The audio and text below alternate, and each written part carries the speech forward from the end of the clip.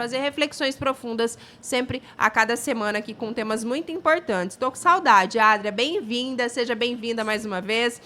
Fica à vontade para dar um bom dia para nossa audiência. Semana passada, a Thaís Assunção estava no comando com o meu amigo Pedro Panoc. Senti falta de vocês, mas fiquei acompanhando também. Seja bem-vinda, bom dia. Bom dia, Camila, viajante, como eu falei ali atrás, né? Bom dia a todos os ouvintes da Rádio CBN. É um prazer, mais uma vez, estar aqui essa manhã, trazendo informação de qualidade, conhecimento, aprendizado para todos vocês e fazendo, né, com que muitas pessoas reflitam sobre as suas próprias vidas, suas jornadas. Nós estamos mais uma vez no ar com o nosso quadro Inclusão em Conexão e hoje eu recebo alguém muito especial para mim e também uma referência nesse tema do autismo, né, que é a doutora Luana Frick, psiquiatra, e ela vai contar para nós muitas coisas sobre a experiência que ela tem. Acredito que ela vai nos dar também uma aula aqui hoje de conhecimento sobre autismo na adolescência, como é que é isso, e também autismo diagnosticado já tardiamente, né? Como é que funciona isso? Então eu queria dar bom dia para ela, agradecer a participação, agradecer por ter aceito o nosso convite. Bom dia, doutora Luana. Bom dia, Adri, o prazer é meu, muito obrigada pelo convite, é muito bom estar aqui com vocês e esclarecendo essas dúvidas sobre esse diagnóstico que muitas vezes as pessoas têm muito medo desse diagnóstico, muitas vezes por uma questão não da família em si, mas por medo de um preconceito social. Isso que é muito importante levar para as pessoas, que muitas vezes tardeiam o tratamento dessas crianças, desses adolescentes, por medo não da família em si, mas medo de um preconceito da população em geral. Perfeito. Então, ao longo dessa manhã, se você tem alguma dúvida também, fique à vontade para compartilhar conosco pelo YouTube, pelo Facebook, WhatsApp 6599803-5580. Adria, fica à vontade aí para conduzir o teu quadro, para começar a trazer esses esclarecimentos para todo ouvinte que nos acompanha aqui pela CBN Cuiabá. Doutora, como funciona? Eu quero saber quando algum pai, uma família chega com um adolescente lá no seu consultório e diz que o adolescente tem algumas manias estranhas, que o adolescente ele não é adequado, muitas vezes não consegue criar um relacionamento, manter uma amizade. Como é que funciona? Muitas vezes eles chegam com uma queixa falando, olha, eu acho que meu filho tem um quadro depressivo ou minha filha tem um quadro depressivo porque não quer se relacionar com ninguém, porque não tem amigos. E muitas vezes esses pais já notaram desde quando essas crianças eram muito pequenas, de 2 a 3 anos, esses prejuízos sociais, mas por muito medo da sociedade, nunca essas crianças foram diagnosticadas ou talvez tivessem sido, mas nunca buscaram esses tratamentos. E quando você fala para um pai e para uma mãe que um filho é autista, quando você toca nesse assunto, muitas vezes eles choram, porque eles se sentem culpados, eles se sentem com muito medo social do que vai acontecer com o futuro dessa criança e desse adolescente. E outros se sentem aliviados e dizem, não, eu sempre percebi que tinha alguma coisa e agora isso foi o que faltava para a gente conseguir trabalhar esse adolescente para que ele consiga ter uma autonomia na vida, sabe? Isso também alivia alguns adolescentes. Eu percebo que eles ficam mais tranquilos de entender o que está acontecendo com eles, porque muitas vezes eles não entendem. Um paciente falou para mim assim, Luana, eu vivo sob leis. E viver sobre leis, pelo que as pessoas falam, ser rigidamente, viver tudo o que os outros falam daquela maneira, por ter um certo ou errado na concepção daquele indivíduo, é algo que leva muito sofrimento para aquela pessoa, sabe? E muitas pessoas não conseguem entender isso, porque esses indivíduos, eles acreditam em certas coisas que às vezes são crenças de alguém. Por exemplo, você não pode sair com blusa vermelha para lugar nenhum. Aí esse indivíduo pega e não sai com blusa vermelha para lugar nenhum, porque aquilo foi dito por uma pessoa que para ele ou ela era de referência. Ou você não pode ter um relacionamento com uma pessoa que seja acima de 40 anos. E a pessoa nunca tem um relacionamento com uma pessoa acima de 40 anos, porque aquilo é uma referência para aquela pessoa. Isso eu estou dizendo coisas aleatórias, mas muitas vezes eles têm uma rigidez cognitiva em que eles levam tudo ao pé da letra e tudo fica sendo uma lei para aquele indivíduo. Muito bom. Para você que está ouvindo aí, doutora Luana Frick, ela é psiquiatra da infância, adolescência, ela é alguém que gabaritada para falar sobre esse assunto, né? Ela psiquiatra clínica pelo Hospital de Santa Marcelina, psiquiatra da infância e adolescência pelo Hospital de São Paulo, Unifesp. Ela é pós-graduada em psiquiatria forense pelo Instituto de Psiquiatria, USP, pós-graduada em abordagem integral do autismo e TDAH pela Universidade Uniamérica. Então é alguém que tem muito gabarito para conversar com a gente sobre esse assunto. E eu já queria fazer uma outra pergunta colada nessa que eu perguntei a priori. Qual é o suporte que você traz logo de início para esse adolescente, para essa criança um pouco maior aí de 10, 12 anos, né, entrando na fase da puberdade, pré-adolescência? Qual é o suporte? Porque já não é aquele suporte do ABA, já não estamos falando mais sobre aquela terapia da repetição, né, e mais um TCC, como é que é? Então, quando a gente fala do autismo, ele divide níveis de suporte, sabe? E aquelas crianças mais graves, elas precisam de um nível de suporte até maior, né? Então, aquelas crianças que demorou muito para chegar no consultório, muitas vezes eles têm nível de suporte 2 ou 1, tá? Principalmente aqueles adolescentes assim que são leves. Nesse caso, quando são muito leves, a gente pode indicar até uma TCC, porque eles conseguem ter autonomia de vida.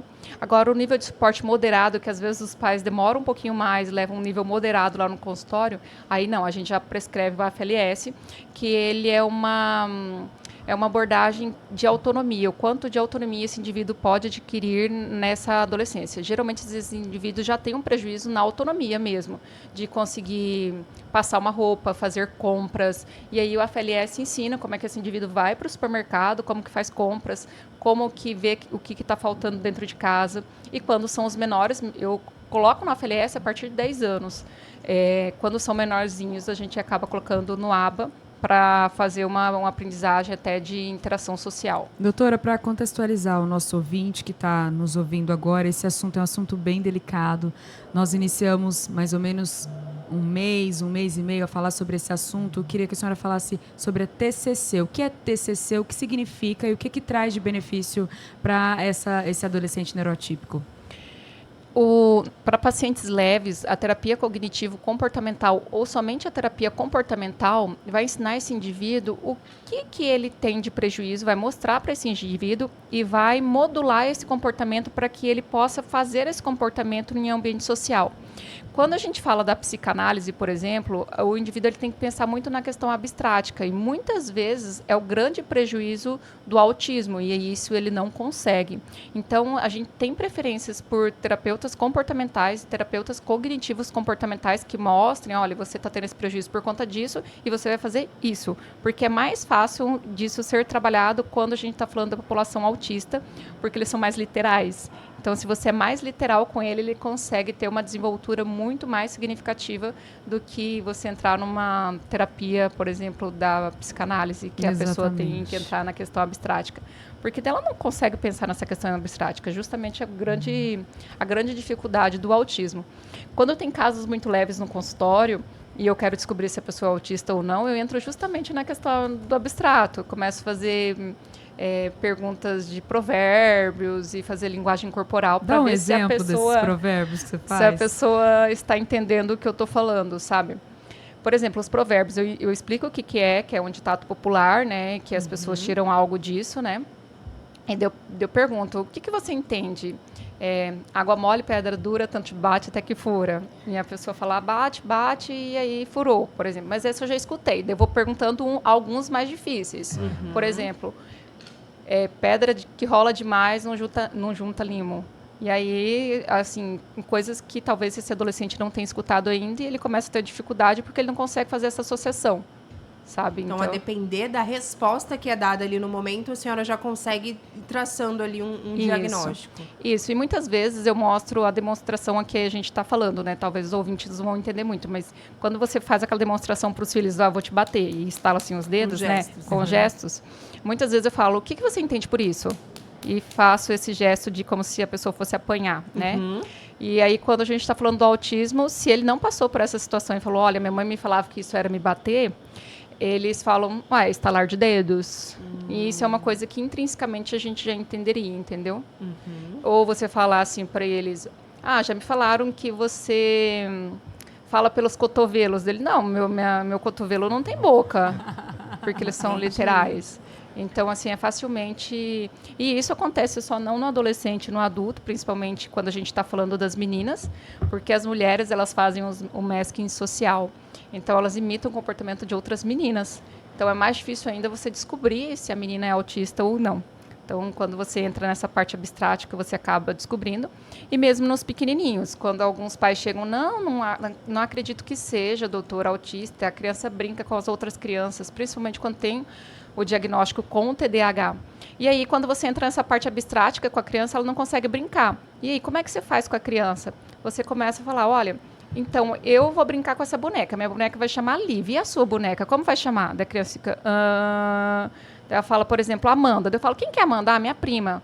Então, vamos falar outro nome sem ser Amanda? Qual que poderia ser? E a criança não consegue nomear as próprias bonecas. Ela não consegue ter o abstrato para nomear a própria boneca. É uma dificuldade de encontrar o nome até comum. E assim, para os meninos também. Eu brinco de carrinho e falo, e aí, o meu carrinho vai chamar, sei lá, Tarzan. E o seu? Aí ele pensa, muitos deles lembram dos Transformers. Daí fala algum nome dos Transformers. Mas são coisas que eles copiaram. Eles não conseguem formular um nome. Entendi. Agora, doutora, tem os níveis, né? Do ponto de vista de nível, quanto mais adulto, mais dificuldade para ele compreender desses ensinamentos, vou chamar assim, por falta de um conceito melhor, que a senhora traz junto a essas pessoas? É que de 0 a 3 anos de vida, que são 36 meses, nós temos um período que a gente chama de janela de oportunidade. E essa janela de oportunidade ela é tão importante porque é o período que o indivíduo aprende a se socializar. É o período em que há a ativação da socialização. Então, se a criança sofre intervenção até os 3 anos de vida, ela tem chance de ativar seus neurônios e socializar. E quando elas são diagnosticadas depois desse período, elas melhoram na socialização. Mas ela já não perdeu esse período que mais ela conseguiria adquirir essa capacidade social. Então, quando elas são diagnosticadas a posterior, elas têm um prejuízo mais significativo do que aquelas que já são iniciado o tratamento mais precoce. Obviamente que o nível de suporte não depende só disso. Tem crianças que são muito graves, que são não verbais e têm deficiência intelectual, e tem indivíduos que são leves, que mesmo sem o tratamento conseguiram ter uma vida, conseguem trabalhar. Então também depende disso, mas toda criança que começa o tratamento mais precocemente, ela tende a diminuir o nível de suporte dela. Por exemplo, do grave para passar para o moderado e do moderado passar até para um quadro mais leve, se começou tratamento intensivo bem pequenininho. 9h20, você que nos acompanha na CBN Cuiabá 95.9 FM. A gente está no ar com o quadro Inclusão em Conexão, tratando hoje de diagnóstico tardio do autismo, principalmente falando ali, né, Adria? Falamos mais especificamente há alguns dias sobre adulto, mas também essa fase de adolescente, né, que é uma fase de muitas descobertas. Então, a Adria Almeida, que conduz o nosso quadro aqui brilhantemente, está aqui conosco e hoje também conversando com a doutora Luana Frick, que é psiquiatra da infância e adolescência. Adria, se me permite aqui também uma curiosidade, a doutora Luana, a gente sabe que a adolescência por si só, ela já é repleta de desafios, né, doutora? Quando começam ali a tratar de questão de sexualidade, questão emocional, a senhora percebe que é uma angústia ainda maior, né, para aqueles adolescentes que são diagnosticados com transtorno do espectro autista, tem ali, a gente fala muito de níveis aqui, né, enfim, mas são situações assim que trazem uma aflição maior, até porque a pessoa, ela muitas vezes não sabe, né, Adria, que tem o transtorno do espectro autista e também tá tendo essa fase de descobertas. Como é que a gente faz para conciliar tudo isso, né? São muitas dúvidas que surgem. Como é que fica a cabecinha também desse adolescente, dos pais? A senhora consegue trazer um panorama? Claro que não vamos tratar de casos, né? Mas é muito desafiador, doutora? É bastante desafiador, principalmente porque, como eu disse, eles são extremamente literais. E aí, em grupos de adolescentes, eles tendem, por exemplo, ter um grupinho, daquele grupinho, um fala do outro grupinho, e o autista, ele não gosta muito disso. por exemplo, está expondo a outra pessoa, eles se sentem mal por isso, sabe? Eles não gostam, por exemplo, nem de brincadeiras, essas brincadeiras, fulano é o pegador ou a pegadora, eles acham isso é muito violento para eles, porque é muito literal. E aí eles começam a ficar ansiosos mesmo dentro dessas próprias amizades, porque eles não querem ficar próximo dessas pessoas, só que eles já são pessoas sozinhas e que eles não conseguem formar outros vínculos de amigos. Então, por exemplo, assim, eu tenho com frequência isso no consultório, a fulana estava falando que a ciclana era pegadora, ficava com todo mundo. Eu não acho isso dessa pessoa, eu não acho justo falar isso. Então, eles entram numa angústia, assim, de não entender essa mente do adolescente, dessa vivência social, das pessoas estarem falando uma das outras. Eles acham isso uma questão de respeito muito significativo, se sentem mal, não conseguem ter outro grupo e, muitas vezes, eles deflagram quadros de ansiedade e depressão. Então, além desse cuidado, né, e essa descoberta pessoal, também tem toda essa preocupação com o entorno, né, com o outro. É desafiador, né, Adria? Não sei se você quer trazer mais detalhes também aí, outras experiências. Eu tenho muitas coisas para falar que eu fico até ansiosa para perguntar. Eu, assim, na minha ânsia de perguntar, sempre me preocupo muito com o ouvinte e se ele está absorvendo tudo isso que a gente está falando e entendendo, de fato, o quão importante é. Se você tem um filho, se você conhece alguém, um primo, um sobrinho, que tem esses traços aqui que nós estamos falando, ofereça ajuda, fale. Né? Vamos fazer uma campanha de segurar na mão dessas pessoas, dessas crianças, desses adolescentes, porque eles precisam de ajuda, sabe? E um adolescente, uma criança ansiosa dentro de casa é alguém que está prestes a desenvolver uma depressão, desenvolver um caso grave emocionalmente, assim, talvez de péssimo retorno, talvez, ainda para a vida comum, para a vida que nós temos tipicamente, né? Então, eu queria que a Luana também explicasse um pouco para nós como é a vivência disso dentro do consultório, ali na prática, no dia a dia. Você recebe adolescentes, crianças, e tem crianças também que já estão em estado de ansiedade avançado, até com TAG, né, que é o transtorno de ansiedade generalizada. Né? Como é que é tratar o autismo dentro desse outro transtorno, uma criança ansiosa? Muitas vezes eles chegam no consultório já por conta das comorbidades, não por conta do autismo, como eu tinha falado anteriormente. E aí, muitas vezes o autismo, a pessoa tem o transtorno de ansiedade por uma questão de uma hipersensibilidade sensorial, por não conseguir essa questão de relacionamentos afetivamente. Porque, como eu disse para vocês, às vezes é difícil para eles arrumar um relacionamento, porque vamos dizer que o menino chega numa menina e fala, vamos sair hoje, você toma um chopp, e ela diga, não tomo chopp. Ele vai perguntar, você toma café? Porque ele não consegue perceber o contexto, talvez, que aquela pessoa não quis sair com ele, entendeu? E isso faz ele se sentir, assim, que ele não dá conta. Isso também gera ansiedade. Além de tudo isso, tem as questões de expectativa. Eles se veem como uma pessoa normal, mas que não consegue ter algum sucesso em vínculos sociais gerais, não só no vínculo afetivo amoroso. E quando eles chegam, muitas vezes eles não têm só o diagnóstico de autismo, eles têm um diagnóstico de TDAH comórbido, que é muito comum. Então, você tem que fazer o tratamento primeiramente para ansiedade, depois um tratamento para TDAH e, consequentemente, fazer uso de terapias para o transtorno do espectro autista. Então, você tem que tratar os três simultaneamente. Doutora, desculpa. Pode falar, Pedro. Nesse sentido, eles conseguem também criar expectativas, eu digo no sentido de... eu vi, por exemplo, outro dia na internet, uma pessoa no espectro. E aí, a pessoa foi perguntada da seguinte forma: você quer alguém para namorar com perspectiva de casamento? Ele precisa ter o quê? Ele fala, precisa estudar, precisa trabalhar. Se não tiver essas qualidades, esses pressupostos, vamos dizer assim, você não quer? Não quero. Então, eles têm essa capacidade também de criar perspectiva dessa análise? Então, isso daí possivelmente foi algo que foi colocado para esse indivíduo. Muitas vezes, assim, você precisa arrumar alguém que estude e trabalhe, tá? Eles têm esse pensamento rígido, mas muitas vezes que foi passado de uma pessoa para outra. Ele pode ter uma perspectiva? Pode, mas a maioria das vezes é algo que foi falado para ele. Na prática, o que eu tenho no consultório são muitos adolescentes que nunca ficaram com ninguém, nunca beijaram ninguém, e eles têm a expectativa deles em si é como seria um beijo, entendeu? É uma coisa mais próprio da faixa etária, assim, sabe? Aquela preocupação, como seria o primeiro beijo, será que eles vão conseguir um dia ficar com alguém? Essa expectativa, assim, é uma coisa mais imatura. E acaba que eles se tornam, não que isso seja ruim, por favor, grandes sonhadores, muitas vezes de algo que não vai acontecer. Sabe o caso do príncipe do cavalo branco? As meninas que possuem o espectro autista, elas têm esse sonho que vai chegar um príncipe vestido de, né, com toda a sua beca no cavalo branco. Olha que loucura, sabe? E não é na cabeça do espectro, não é uma loucura. Isso foi passado nos filmes da Disney que a gente assistiu a vida inteira.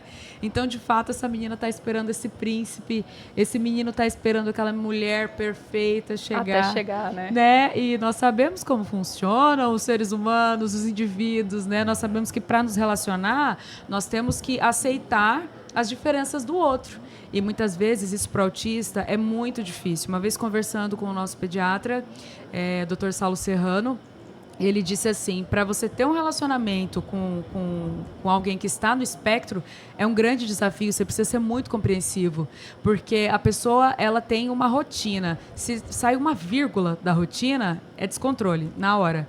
Tem pessoas, claro, extremamente controladas, com TCC, com psicanálise, que vão conseguir controlar, mas é algo como um foguete. Os fogos, eles querem ser soltos, sabe? Então, é algo muito delicado. Então, Adria, você está falando algo pra gente assim que é no detalhe. E adultos autistas, provavelmente, você já encontrou e vai encontrar ainda vários. E você tem que ser muito sensível para entender que aquela pessoa, tem essa questão da rigidez e da inflexibilidade à rotina. Isso também acontece muito com os adolescentes e adultos. No consultório, por exemplo, eu tenho pacientes que eles podem sair para o shopping só aos finais de semana e ter relacionamento, sair com a namorada também só final de semana, porque de segunda a sexta é dia de trabalhar. Aula, trabalhar. Não pode fazer mais outra coisa. E quando essa pessoa que que está no relacionamento não compreende isso, é um deflagrador de um quadro de ansiedade também, né? Sim. Porque a pessoa quer mudar essa rotina e para eles é muito difícil. Isso, quero só dar um exemplo do meu filho José Antônio, ele é o grande exemplo aqui, que a gente sempre fala sobre ele, né? Ele só come chocolate aos finais de semana. Então, muitas vezes, a gente, né, uma quarta-feira, a gente passou em algum lugar e ganhamos um chocolate, então eu ofereço para Tereza e aí já ofereço dele. Não, é só no final de semana. Não, filho, a mamãe tá liberando para você. Não, mãe, é só no final de semana. Adria, a gente vai precisar fazer aquela pausa pro Repórter CBN, você segue conectado conosco, é bem rápido e a gente já volta.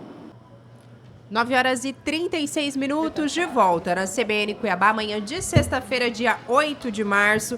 A gente está aqui no nosso quadro Inclusão em Conexão, apresentação da Adria Almeida. Nessa manhã de sexta-feira, tratando de diagnóstico tardio do autismo. E para isso a gente está recebendo a doutora Luana Frick, que é psiquiatra da infância e adolescência. Adria, antes de você continuar por aí, só mandar um abraço. Tem muita gente ali no YouTube também conosco desde mais cedo e aqui na correria, se adaptando a essa nova estrutura, a gente não acabou mandando um abraço. O Breno Pereira está passando por lá, mandando um alô para toda a equipe, desejando um feliz Dia da Mulher para todas as mulheres aqui da bancada. O Carlos Campos também parabenizando as mulheres. Denise Niederauer passou por lá também, a gente manda um abraço para ela de volta. A Leninha hoje está lá, estamos com saudade já do Café da Lena, ficou lá na redação, está mandando também um feliz Dia da Mulher para Thaísa, para Camila, para Adria, para todo mundo que está aqui conosco, para a doutora também, mandou um abraço para você, Panoc. Obrigado, ainda seguindo aqui, o Breno fez uma série de comentários, diz que está acompanhando o nosso quadro, que é muito importante, ele fala, levar temas como esse que a gente tem tratado aqui, que é muito importante essas discussões, parabenizando mais uma vez a CBN Cuiabá, especialmente a Adria. Ele diz que é a primeira vez dele participando do quadro aqui e comentando pelo YouTube, ele que passou a nos acompanhar, Adria, lá de Petrolina. O Breno se tornou um ouvinte fiel aqui, está nos acompanhando mesmo tão distante, e parabenizando você também por essa iniciativa. Fica à vontade para seguir aí a nossa pauta, mais algumas dúvidas para que a gente possa tirar aqui com a doutora Luana. A gente vai aproveitando fazer uma consulta também aqui, responder também os nossos ouvintes. Muito bom essa hora dela que tá com a gente, assim, de fato uma honra. Tem até uma curiosidade, desculpa, Adria, o Jonas Pardinho, também sempre participa conosco, ele falou sobre uma série aqui, não sei se vocês já assistiram e se já viram, The Big Bang, é isso? Theory. Será que é? Meu The inglês Big tá Bang deplorável. Theory, yes. Traz um personagem Zoe com Michel. o anúncio entrando bem aqui no meio da minha mensagem, mas ele fala aqui que a série traz um personagem com espectro autista, pergunta se a gente já assistiu e que ele recomenda também para assistir. Ele tá comentando aqui conosco, depois eu vou matar essa curiosidade, vou dar uma acompanhada. Legal, legal. Quero até falar, então, por causa do Jonas agora, eu tive uma super ideia. Eu vou colocar nos meus stories, meu arroba é Adria com Y, Adria Almeida Cantora, várias séries que tratam sobre esse tema. Tem The Big Bang Theory, tem Uma Advogada Extraordinária, tem Amor no Espectro, tem muitos que tratam e ali você consegue assistir, né? E tem também, a gente recebeu na semana, se não me engano, semana retrasada, Fátima Dequante, que é super amiga do Marcos Mion, que gravou o MMA, meu melhor amigo, Max Machadada, né? Que vai interpretar aí o pai de um autista de 8 anos, né? Então vai ser inserido aí nessa lista. Eu queria, doutora, agora vamos falar sobre um assunto bem delicado. A gente estava trocando agora aqui fora no ar, e eu quero que ela fale um pouco sobre as doenças clínicas / o autismo, né? Essas doenças que têm aparecido junto com o autismo. Fala um pouco para nós sobre isso. Quando a gente está falando de diagnóstico de transtorno espectro autista, eles tendem a ter muitas comorbidades, não só comorbidades psiquiátricas, como os transtorno de déficit de atenção e hiperatividade, ansiedade e depressão, transtorno afetivo bipolar, como quadros clínicos também. Então, muitas vezes, aqueles quadros de nível 3 de suporte, que são aquelas crianças mais agitadas, muitas vezes elas têm quadros clínicos comórbidos que não são diagnosticados. Muitas vezes essas crianças não são diagnosticadas justamente por conta do diagnóstico de autismo. Como assim? Só por a criança ter, às vezes, o diagnóstico de autismo, não são investigados em prontos atendimentos ou pelos próprios pediatras outras condições. Tudo jogando aquela agitação psicomotora na conta do autismo. E muitas vezes essas crianças têm doença celíaca, muitas vezes essas crianças têm insuficiência adrenal, muitas vezes essas crianças têm comorbidades que levam a óbito. Por exemplo, todo autista, só por ele ser autista, ele tem um risco aumentado de doença celíaca e deve ser investigado. E a criança que não é investigada com doença celíaca, que venha a ter um quadro de doença celíaca, a longo prazo ela tem uma possibilidade maior de ter um adenocarcinoma e um linfoma, tá? Além disso, assim também acontece como a insuficiência adrenal, tá? Indivíduos que têm insuficiência adrenal, eles têm um risco maior de óbito, além de outras patologias, como anemia, que também é muito frequente. A gente vê quadros de intolerância à proteína do leite, né? Ter uma intolerância, não, ter uma alergia à proteína do leite e ter outros quadros gastrointestinais é muito frequente a gente ver isso nesses indivíduos e maioria das vezes sem tratamento. Muito sério tudo isso, e conversando com a Luana, ela disse aqui que a expectativa de vida de um autista, muitas vezes sem tratamento, né, Luana, sem acesso, é de 40 anos de idade. A gente está falando de nada de vida, né? E essa expectativa ela é tão baixa justamente por conta das comorbidades, tá? Então, os estudos têm mostrado que eles têm uma diminuição de expectativa de vida justamente dessas comorbidades que não são tratadas porque sempre está na conta do autismo. Isso aí, essa agitação é o autismo. Esse comportamento é o autismo. E o autismo, como eles têm alterações sensoriais, muitos deles têm dificuldade de sentir o quadro álgico. Às vezes eles não conseguem sentir a dor que está sentindo. Outras vezes eles não conseguem expor esse quadro que eles estão sentindo. Eles não conseguem falar, olha, está doendo aqui, estou sentindo isso ou estou sentindo aquilo. Tem essas duas questões que prejudicam ainda mais que esses diagnósticos sejam feitos, tá? E muitas vezes os pais acham que é normal. Por exemplo, às vezes chega uma criança lá no consultório e toda vez que vai no consultório tem um quadro de evacuação. Aí eu falo para os pais, olha, talvez essa criança esteja tendo um quadro diarreico, né? Não, mas ele não está tendo fezes liquefeitas. Mas eu falo, olha, mas quantas evacuações estão tendo por dia? Porque toda vez que vem, essa criança tem uma evacuação aqui. Então, possivelmente, essa evacuação está mais frequente. E aí os pais começam a perceber que talvez essa criança também tenha uma comorbidade de trato gastrointestinal que não foi diagnosticada ainda e que eles começam a buscar. Outra coisa que é interessante no autismo, que a convulsão deles, que é o episódio de epilepsia, muitas vezes acontece no período noturno, que é como se fosse obscuro. Eu brinco que tudo no autismo é obscuro. Ninguém percebe. E muitas vezes eles podem ter regressão de comportamento por ter um quadro de epilepsia no período noturno. E muitas vezes o eletroencefalograma feito de 30 minutos não é capaz de pegar o episódio de epilepsia. Então, nesses indivíduos, tem que fazer eletroencefalograma noturno de 12 horas. Então, é uma coisa assim que tem que ter muito mais detalhamento. A pessoa tem que saber sobre o transtorno espectro autista, senão não consegue fazer esses diagnósticos clínicos. Doutora, o exame, né? Eu vejo que muitos médicos pedem o exame, o eletroencefalograma, alguns médicos pedem outros exames neurológicos. Qual que é a importância, de fato, desses exames? Lembrando que muitas vezes o autismo é um exame simples, um exame clínico. Desmistifica para nós. Isso. Para o diagnóstico de autismo, a avaliação é clínica, ela não precisa de exames, tá? Hoje eu peço extremamente bastante exames, eu peço em torno de uns 70 exames, justamente por conta das comorbidades clínicas, porque eu pego muito mais autista do que um gastro, do que um endócrino. Então, dali do meu consultório eu já faço um screen procurando outras patologias e logo eu faço um encaminhamento a esses profissionais. Mas esses exames são para diagnosticar outras patologias e não autismo. Perfeito. Mas geralmente as outras patologias vêm com comorbidade com autismo e eles não conseguem expressar, né?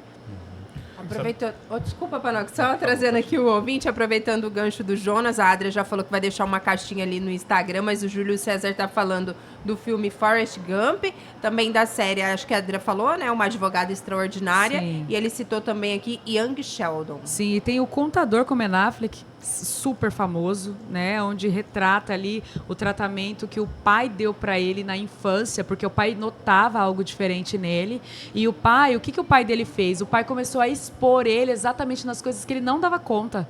Então, a luz, a barulho, né? E o pai, assim, fez um treinamento de guerra no menino. E aí, se você for assistir o filme, você vai ver o final. É muito emocionante para mim. Eu fico muito emocionada de assistir esse filme, porque me toca profundamente. Assim, eu não sei se eu teria feito a mesma coisa, jamais teria feito isso com meu filho, mas, assim, a ânsia de um pai de não olhar para aquilo, de não querer assumir, de não querer levar essa criança no consultório médico. É um filme, é uma ficção, mas isso acontece todos os dias nas casas. Eu vou treinar esse menino, ele vai ser o melhor lutador de jiu-jitsu, vai ser o melhor lutador de judô, vai ser o melhor nadador. Eu quero ver se ele não vai mudar. E muitas vezes não é isso que a criança está precisando. Assistam esse filme. O Contador, tem na Netflix. Tem uma dúvida aqui ainda também do seu Pinheiro. Vai lá, Pode ir, Panoc, desculpa, mas só para também trazer a participação, ele está aqui conosco, é um assunto bem interessante e até às vezes é muito cheio de mitos, doutora e Adria, fiquem à vontade. Ele ilustra aqui uma situação. Uma pessoa autista se casa, tem ali um relacionamento, tem um filho e na adolescência é possível que essa criança naturalmente passe a ter o transtorno do espectro autista, mesmo ele não tendo sido diagnosticado, acho que lá na infância, mas a partir do comportamento dos pais no dia a dia, isso pode ser um reflexo ou não existe nada nesse sentido? O transtorno espectro autista, assim como outros transtornos, por exemplo, TDAH e deficiência intelectual, são transtorno do neurodesenvolvimento. A criança, ela nos primeiros anos de vida, isso já é detectável. Se você faz tratamento ali na janela de oportunidade, às vezes pode ter remissão de alguns sintomas e persistir outros pode ter remissão total, mas é um diagnóstico que ele é precoce. Luana, eu não vi esses prejuízos no meu filho quando era tão pequenininho assim. Isso aconteceu no meu consultório, chegou uma moça, ela me disse, olha, Luana, eu trouxe meu filho aqui, ele já tem 12 anos, e eu noto que ele é muito isolado, que ele não... E aí, o que eu acabei por concluir é que ela não tinha muitos momentos de qualidade com esse filho, e ela não tinha percebido o quanto que esse filho tinha esses prejuízos. Mas, sim, essa criança já tinha esses prejuízos desde muito pequenininho, desde os 2, 3 aninhos de vida. Não é uma coisa que ela vai vir com a convivência. Só fica mais claro. Com quem quer que seja. Porque, por exemplo, as mulheres, né, como elas têm esse masking social, às vezes se torna muito difícil até o diagnóstico nelas na vida adulta, né, e na adolescência, porque elas vão copiando alguns comportamentos sociais. E aí você entra na questão abstrativa. E quando você está na vivência, entra muito essa questão abstrativa, porque, por exemplo, isso já aconteceu comigo, de eu pedir para uma secretária minha, uma das minhas secretárias, ela tem um diagnóstico de TEA, e eu pedi para ela comprar um copo transparente para o consultório. E daí ela foi em 4, 5 supermercados e me ligou. Luana, e aí, eu posso comprar outro tipo de copo? Eu falei, nossa, mas já poderia ter comprado no primeiro, né? Você não achou dela? Não, mas você não falou que era o copo transparente? Então, no dia a dia, você acaba notando que esse indivíduo ele tem prejuízo dessa abstração, do que fazer, que pode ser feito de outra maneira, principalmente a pessoa que vivencia a vida com esse indivíduo. Tá? Então, já começa a notar... Se vocês pegarem na parte abstrativa, é muito fácil fazer o diagnóstico de autismo. Fica à vontade, O Júlio Panotti. César mencionou a série lá e o Young Sheldon é o Sheldon Cooper jovem. O tá? jovem Sheldon.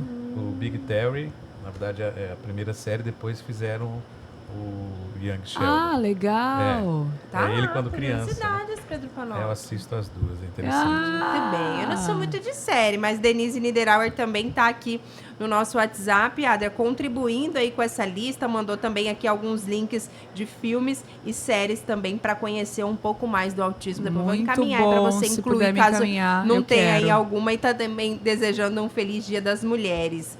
Pedro, rapidinho, prometo que é a última. Imagina, tá Conhece esse nome, Adria? Maria da Glória dos Santos Oliveira? Ai, minha madrinha. Meu nome é Maria da Glória, estamos Oh. conectados à CBN assistindo essa Te entrevista amo. esclarecedora com a minha querida afilhada Adria. Um abraço apertado aí pra ela, Te passou lá no amo YouTube. muito. Nossa, Que me legal. emocionei. Te amo. Obrigada por estar me ouvindo. Você sabe que eu te amo, né? Pra sempre. Muito obrigada. Fica à vontade, Pedro. Tá, mais uma dúvida, doutora, em relação à questão da alimentação, né? A gente sabe eles têm uma hipersensibilidade, dependendo, acho que do nível, né? Tem uma situação de alimentação, às vezes o alimento sólido, isso de uma certa forma vai causar uma defasagem do ponto de vista de vitamina, uma série de situações. Inclusive, em uma oportunidade, nós tratamos disso aqui, né, Adria? Mas eu gostaria que a senhora explicasse a importância, então, dessa busca de descoberta o quanto antes para que a pessoa não tenha essa Na deficiência. verdade, as alterações sensoriais elas ocorrem de duas maneiras. Há uma alteração na modulação sensorial desses indivíduos, tá? Então, eu sempre falo para os meus pacientes assim, pensem nos nossos 5 sentidos, audição, visão, paladar, olfato e tato. Esse indivíduo ele pode sentir muito do estímulo, aí ele evita esse estímulo, ele pode sentir pouco e ele busca esse estímulo. O que acontece com o paladar é a mesma coisa. Por exemplo, se o indivíduo ele não gosta do cheiro daquela fruta, ele evita comer a fruta. Se o indivíduo ele não gosta da textura daquela fruta, às vezes ele evita não comer a fruta, aquele alimento, porque a textura não é agradável para ele. Se o indivíduo não gosta da cor daquele alimento, às vezes ele não come o alimento por conta da cor. Mas muitas vezes essa seletividade alimentar também pode estar relacionada a doenças clínicas. Por exemplo, a questão da alergia à proteína do leite, tá? Que acontece como uma esofagite eosinofílica e esses indivíduos têm dificuldade de engolir os próprios alimentos e isso causa um quadro álgico importante e aí eles têm uma preferência por alimentos mais liquefeitos, tá? Então, teria que fazer uma investigação clínica para descobrir se essa alteração sensorial, seletividade alimentar, não é algo orgânico também que esteja associado ao autismo. E aí, Adria, já quase caminhando aqui para nossa reta final, Quase mas caminhando para o final, mensagens querendo... muito esclarecedoras por querendo- aqui. A gente fica muito feliz também com todo mundo aqui nessa corrente, mandando uma série de links aqui pra Sim. gente, todo mundo participando. Sim. E também parabenizando, a Raquel também comentou aí sobre os filmes que a gente tratou por aqui. É legal, né? E parece que quando a gente envolve também outras situações da ficção, né? Que muitas vezes nem é ficção, retrata muito aquilo que a gente tá vivendo, a galera se movimenta ainda mais, É né? verdade. Eu estava lendo, Breno, você falando aí, contando uma história de que você estudou com muitos autistas, né, ao longo da sua vida e você se dava muito bem com eles porque eram pessoas gente boa e muito inteligentes, né, Luana? Os autistas, eles têm essa particularidade, eles na maioria das vezes têm altas habilidades, né, na soma ali no espectro e também são pessoas que contribuem muito na sala de aula porque sabem tudo, né? Sabem tudo, inclusive eles corrigem os tutores, né, os professores e Isso. tal. Assim, se um professor errou, ele vai falar, olha, não, no artigo tal tá escrito isso, isso e isso. Não é bem assim que vocês Exatamente. estão Eu trouxe o José Antônio esses dias atrás, ele teve que vir comigo numa das entrevistas na rádio. Ai, Nós minha mãe fizemos... falou que amou. Eu não vi a tempo, mas ela falou, eu Eu amei, recebi João. tantos comentários na rua sobre o José. E aí nós fizemos uma entrevista com ele sobre as Copas, né? Ele é especialista em Copas. 7 anos, especialista em Copas. E aí eu preguei uma peça nele. Eu falei, José, e a Copa de 1968? Ele falou, esse ano não teve Copa. Então, assim, tá afiado, pronto, sabe? E são, de fato, muito inteligentes, mas tem, né, doutora? Eu queria que a senhora falasse sobre o prejuízo na aprendizagem. Na maioria das vezes, Adria, o pessoal tem essa percepção que os autistas eles têm uma inteligência, mas isso acontece em 10%, que tem ilhotas de inteligência, tá? Eles são mais visuais, então eles aprendem tudo que eles conseguem olhar.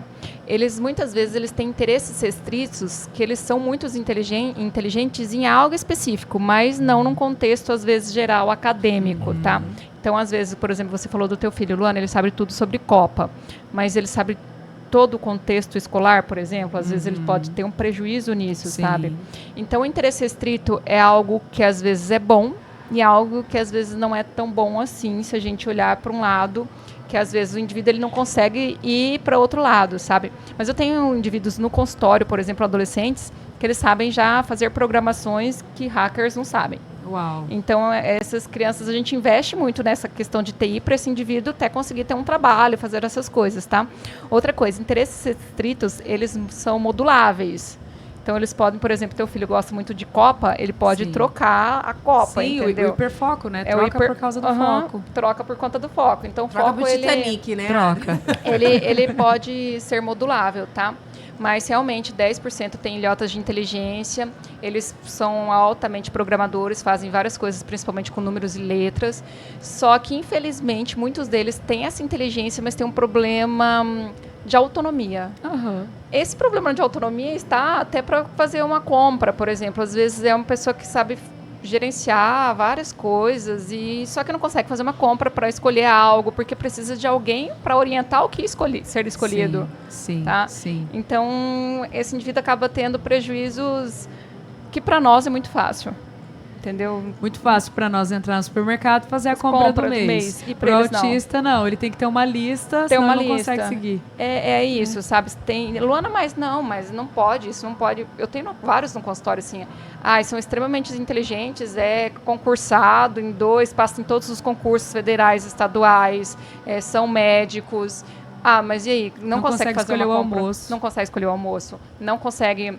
Tem um no meu consultório que o hiperfoco dele é fazer artigos científicos. Ele faz um artigo científico assim, 40 minutos, 1 hora, ele lê vários artigos científicos em inglês e faz uma meta-análise ali rapidão. Mas ele não consegue escolher a própria roupa.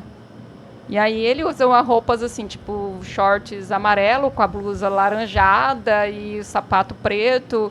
E aí a mãe dele fala assim, Luana, eu sempre tenho que escolher a roupa dele. E aí entra as doenças clínicas que você estava falando, fiz um link pensando nisso, porque o autista muitas vezes, eu estou falando da alimentação agora, né? Você está falando da vestimenta, mas eu me lembrei rapidinho de falar sobre alimentação. O autista, ele muitas vezes come a mesma coisa, Sim. porque para ele não importa mudar. Hoje eu comi macarrão, mas eu quero comer, sei lá, parmegiana, arroz com galinha do cuiabano, né? O autista não, ele consegue comer macarrão, a bolonhesa todos os dias. E aí a gente está falando de uma deficiência imensa no organismo, nutricional, de várias né? outras vitaminas, uma deficiência nutricional que vai linkando aí com as comorbidades, com as doenças clínicas que esse autista pode desenvolver ao longo da vida, né? Então, é muito sério todo o tratamento que envolve, que está por trás, né? Que um bom médico pode passar, pode trazer para você que está aí, que está tendo esse primeiro contato com o autismo, que está tendo o primeiro contato com os níveis, né? São 3 níveis, 1, 2 e 3 de suporte, né? No 1, a pessoa precisa de suporte. Quanto é esse suporte? Determinado pelo médico. No 2, também precisa de suporte. Quanto é? Determinado pelo médico. E muitas vezes no nível 3, né, Luana? Tem autistas que não intelectual falam, que não verbais, né, que não são verbais e muitas vezes a família acaba abandonando. Acaba. E essas coisas que a gente falou assim, que nem todo autista é inteligente, é importante dizer, e é muito importante dizer também ao contrário. Nem todo autista é nível 3 de suporte. Sim. Porque os pais muitas vezes não querem ver esse diagnóstico e falam, não, meu filho não é autista porque meu filho não se bate, meu filho é verbal. E isso não está relacionado a estar ou não dentro do espectro, sabe? E eu queria dizer aqui para vocês que por mais que o autista tenha altas habilidades, tenha as ilhotas de inteligência, sabem fazer muitas coisas, eles sofrem. Eles sofrem por conta desses prejuízos básicos e sociais que eles têm na sociedade. Porque eles não entendem o abstrato. E você não entender o abstrato é você viver sempre sendo orientado sobre comandos. E quando eles não têm isso, eles se sentem angustiados, porque eles não sabem o que fazer. Então, quando o indivíduo ele tem o PCD, as pessoas falam, nossa, mas ele nem tem nada, nem parece que tem nada. Esse indivíduo ele sofre muito mais, sem sombra de dúvidas, do que a pessoa que não tem um diagnóstico do transtorno espectro autista. Isso eu queria deixar claro para todo mundo, independente de ser baixo funcionamento, de ser alto funcionamento. Então, eu tenho vários pacientes que são concursados, extremamente brilhantes, que muitas vezes me ligam e perguntam, Luana, eu estou passando isso aqui, no estado, na federação, e isso alguém está querendo me passar para trás? O que você analisa desse contexto? para eu analisar, para dizer para ele, porque ele fica persecutório, ele não sabe se estão querendo passar ele para trás, se não está querendo passar ele para trás, se as pessoas estão falando mal, não estão. Sempre é uma angústia, eles vivem sempre angustiados. Precisando de comandos, né? Precisando do próximo passo. E as pessoas se aproveitam, tá, Adria? Eu tenho um caso no consultório que foi passado para um paciente que ele precisava fazer 300 processos ao mês e ele tinha que fazer os 300 processos ao mês, porque eles funcionam por comandos. Então, assim, as pessoas acham que é brilhante, ele vai conseguir fazer tudo e acaba fazendo uma questão até de uma exploração, tá, desses indivíduos, porque eles acabam tendo algumas habilidades, como a Adria falou, só que eles sofrem, eles chegam ao esgotamento, como todas essas pessoas. Muitos temas, inclusive aí tocando num assunto, né, Adria? O autismo também no ambiente de trabalho, sim, né? Uma oportunidade, a gente pode falar com mais profundidade, sim, também sobre esse assunto. Agora são 9h59. Estamos esperando aqui o comando do Guima para saber se já está na hora de caminhar para o repórter CBN ou não. A qualquer tempo o Anderson nos dá um sinal aqui, Adria, mas tem mais algum tópico que você queira destacar, mais algum questionamento final? Eu acho que a gente vai precisar ir daqui a pouco e voltar para se despedir com tranquilidade, mas tem mais alguma observação aí enquanto o Guima não nos dá o chamado? Nós estamos caminhando para o fim. Eu queria que a Luana explicasse para nós também a fase mais latente desse adulto. A gente já caminhou para a infância, adolescência, mas agora a gente entrou nessa parte do ambiente de trabalho. Eu gostei, quero falar um pouquinho sobre esse assunto. Vamos ter que falar depois, Adria. Tudo bem. Guardar só essa info aí, então sigam conectados, a gente faz a pausa obrigatória para o repórter CBN, já a gente está de volta.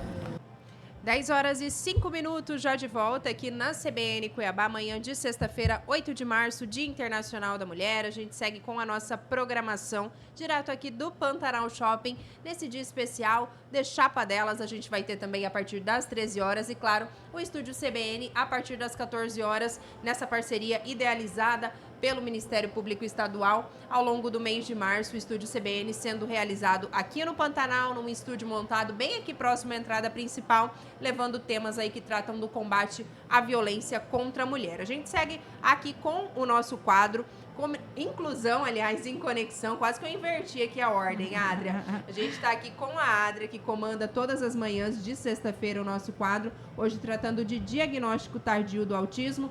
A doutora Luana Frick, que é psiquiatra da infância e adolescência, aqui conosco nessa manhã. Adria, a gente precisou fazer aquela pausa obrigatória e você falava ali um assunto antes da gente concluir aqui, sim, a nossa conversa sobre o mercado de trabalho. Sim. Quando a gente fala de autismo. A doutora Luana, para quem estava nos acompanhando, só para recapitular bem rapidinho, se você está chegando agora, ela falava de situações em que trabalhadores, né, se aproveitam dos colaboradores em razão ali das suas particularidades. Isso acontece muito e a Adria queria também tocar nesse assunto. Sim, nós estávamos falando, inclusive, sobre como esse autista, né, essa pessoa que está dentro do espectro, sofre, né, Luana? E ela vai falar um pouco sobre isso. Isso. O autismo, ele causa um sofrimento muito significativo, sabe? Porque eles vivem persecutórios, desconfiados, porque eles não sabem entender nas entrelinhas.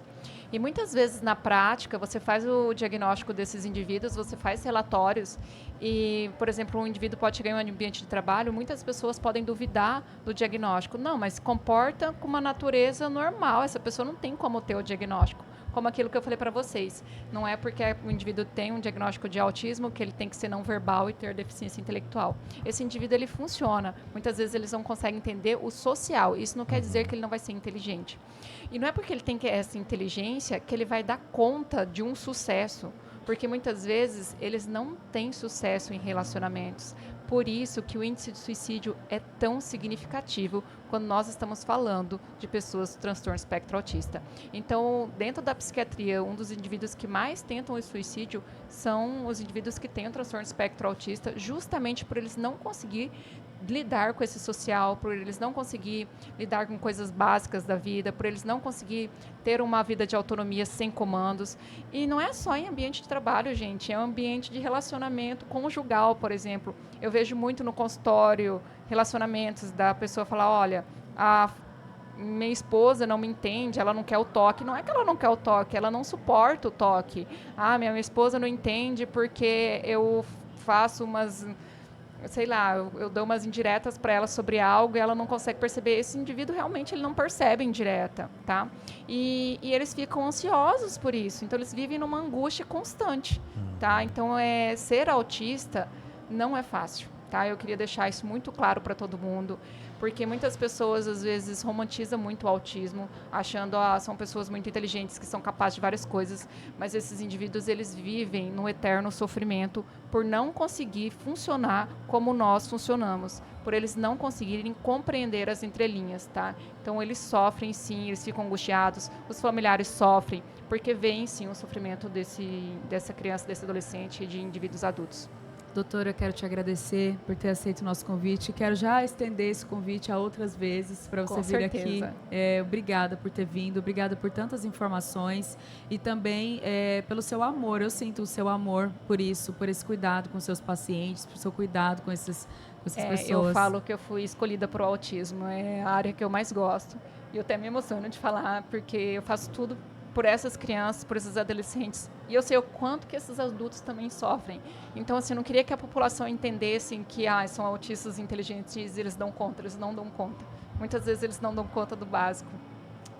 Muito obrigada pela sua presença, obrigada pelo seu amor, obrigada a você, ouvinte CBN, que nos ouviu aqui. Inclusão em Conexão volta na próxima sexta-feira, às 9 horas da manhã, e vai ser uma grande honra, um prazer estar com vocês mais uma vez. Chama um amigo para ouvir, envie o link do YouTube para alguém que você acredita que se interessaria por esse assunto, ou então dá uma enfiada da colher aí no meio da situação, ajude alguém, estenda a mão, fale com alguém sobre autismo hoje. Eu tenho certeza que você vai dar informação de qualidade para muita gente. Olha, eu tenho uma sugestão. Eu acho que vocês deveriam falar nas próximas vezes sobre os pais das crianças autistas. Eu vejo muitos sofrimentos no consultório, tá? O quanto essas famílias sofrem por falta de suporte familiar mesmo. Ótima dica, tá? Luana. Obrigada. Porque essas mães sofrem durante todas as terapias dessas crianças. Obrigada. Nós vamos falar sobre as mães aqui e no mês de maio. No mês de maio eu vou trazer muitas mães aqui de autistas, mães para colaborarem conosco aqui nesse programa. Tenho certeza que vai ser programas muito emocionantes. Nós vamos chorar muito aqui nesse estúdio. E obrigada mais uma vez, Camila, Panoc, Thaís. Obrigada à Rádio CBN. Próxima sexta-feira estaremos aqui. Obrigada, Luana. Obrigada a vocês. Obrigada, doutora Luana. A gente fica muito tocada também, né, com a emoção. A gente consegue sentir aqui também todo o carinho, toda a dedicação, né, que vocês têm, a senhora na sua profissão, a Adria também trazendo esse quadro para que a gente possa discutir aqui mais assuntos relacionados à inclusão. E a cada semana são novos aprendizados. A gente fica muito feliz. Agora a gente vai fazer uma pausa, pedir para o Guima, que está lá no estúdio também, nos dar esse suporte bem rapidinho, enquanto a gente se despede aqui da Adria, da Luana, e daqui a pouquinho a gente volta já com o Pedro Lima, também aqui no nosso estúdio no Pantanal Shopping, para falar sobre o esporte nessa manhã de sexta-feira. É bem rápido e a gente está de volta. 10h11.